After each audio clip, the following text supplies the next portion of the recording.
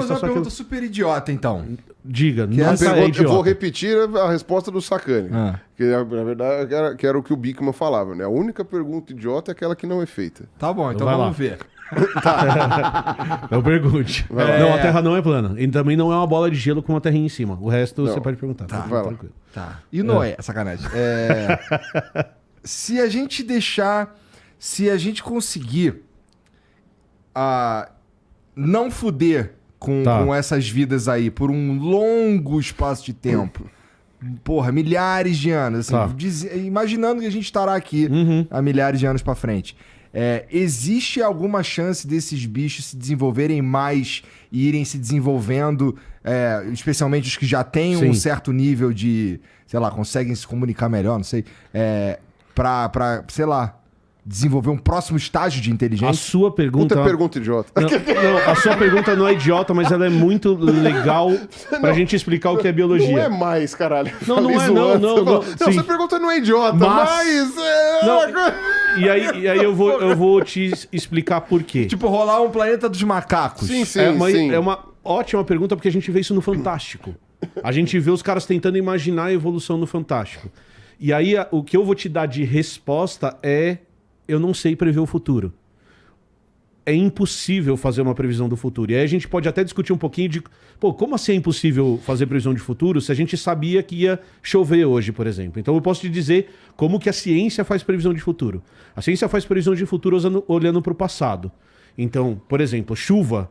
Eu meço temperatura, umidade e pressão do ar. Por exemplo, não sou meteorologista, não sei o que se mede, mas, por exemplo, eu meço de 10 mil dias no passado, e aí eu consigo perceber que sempre que tivesse nessas condições, chovia. Então, a hora que eu chego amanhã, meço essas condições e elas estão desse jeito, eu consigo falar assim, ó, em 80% dos dias que isso aconteceu, choveu, certo? Então, eu uso o passado para criar um modelo de previsão do futuro. Por que esse modelo funciona? Porque provavelmente amanhã é muito parecido com hoje. Então o modelo ele se encaixa, porque eu tenho tantos dados do passado que eu consigo explicar... Pera, você está dizendo que um modelo pode ser utilizado... Então, para prever um monte de coisa. Não é possível Não, isso. é impressionante. Mas é um modelo. Mas é um modelo. E ele se pode... o modelo for ruim? Se o modelo for ruim, a gente Tá tudo muda o errado. modelo. Não, tá tudo joga errado. tudo Acabou, fora, nada acabou funciona. E não é. Acabou e não é. Exato, acabou e a explicação tá num livro de... E a explicação deixa eu não ficar quieto. Em algumas coisas a gente não consegue fazer modelos, porque elas são realmente muito mais variáveis e imprevisíveis. Então, o que eu posso te dizer hoje é, macacos que vivem hoje têm uma tecnologia, alguns tipos de macacos parecidos com o que a gente tinha lá no começo da Idade da Pedra. O que vai acontecer com esses bichos, eu não consigo te fazer essa previsão e a biologia não consegue. É um exercício de imaginação. Aí a gente está falando de ficção científica. E não tem problema nenhum em fazer ficção científica. Então a resposta para você é, eu não sei. Pode ser que aconteça. Já aconteceu na história do planeta. E aí aquela questão. Se vai acontecer de novo, não tem como saber. Quais foram os elementos que a gente consegue levantar que levaram esse tipo de coisa a acontecer, entendeu?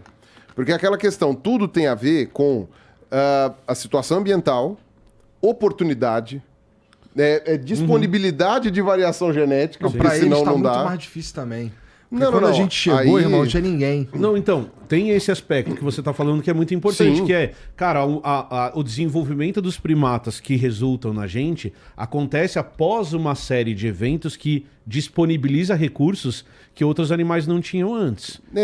Por Então- exemplo, tem uma subespécie de chimpanzé que, na verdade... porque, na verdade, é um lugar, né, onde eles estão, que entrou no Paleolítico, que a gente chama, né? Tipo, eles desenvolveram ferramentas de pedra, muito rudimentares, mas desenvolveram. Parecidas com o que a gente desenvolveu Exato, com um tipo de tecnologia que era pré-olduvaiense lá, sei lá, de 3 milhões de anos atrás, uma ferramenta de australopiteco. Possível 3 milhões de anos atrás. A Terra só tem 6 mil anos, inclusive. Exato, né? É verdade, né? Mas é o Noé, então, é isso aí. É ferramenta de australopiteco. Sim, sim. E aí o que acontece? Só que eles têm uma população tão pequenininha e eles estão num parque nacional na fronteira do Senegal com a Gâmbia e, assim, qualquer coisa Pequena que aconteça mudança. ali, sabe? Tipo, sei lá, uma enchente. Ou, enfim, estoura uma guerra na Gâmbia e os caras se escondem lá no parque.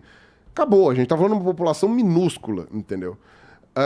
No caso da nossa linhagem, né? Vamos pegar o Australopiteco, né? Na verdade, não é o Australopiteco, sei lá, o bicho mais antigo que tivesse da nossa linhagem. Poderia ser que ele tivesse morrido. Podia ser que ele estivesse num lugar em que ele não tinha como sobreviver. Tem alguns trabalhos mostrando agora que o Homo sapiens, inclusive, teve uma época que quase foi extinto, e aí, por sorte, algumas populações sobreviveram e aquilo. Exato. Porque a gente fala muito dessa aleatoriedade, que é uma coisa que acontece com frequência na natureza. Então, caiu um meteoro há 65 milhões de anos que matou muitas das espécies que estavam aqui.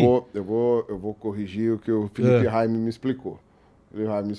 Que assim, meteoro é o fenômeno no céu, que caiu um asteroide. Tá, caiu um asteroide há 65 milhões de anos.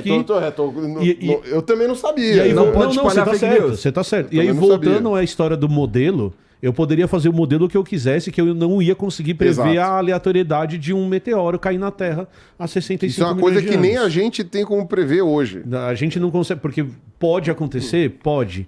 Então, a sua pergunta é boa porque ela tem muita gente que pergunta isso, que tenta responder, mas se a gente for pensar cientificamente mesmo, é uma pergunta sem resposta. A gente não tem como responder o que vai acontecer no futuro. A probabilidade disso acontecer hoje, eu diria que ela é muito, muito, muito baixa, porque nós, essencialmente, se a coisa continuar, nós vamos extinguir os chimpanzés. Grande parte das espécies. Extinguir os gorilas e extinguir os macacos prego que conseguiram. Porque lá no Piauí também, né? Tem os macacos prego que usam pedra. Mas agora, se você estivesse me falando de um ambiente em que, por exemplo, sei lá, amanhã todos os humanos desaparecem.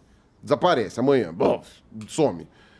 Aí, eventualmente, você... Chama arrebatamento. Arrebatamento, Não, mas arrebatamento tem os que ficam. Ah, tá, tem os que ficam. Opa, tem os que ficam, né? Onde você já quer? Aconteceu no século XV, na verdade. Você quer sair ou quer ficar? Eu não sei, cara. Já aconteceu, na verdade, no século XV. Eu não tenho essa opção. Ah, é? A gente já tá vivendo o purgatório tem 500 anos. Ah, entendi. Tá certo. Enfim, eu sei que quando... O barba é venenoso, né, cara? Caralho. Pariu.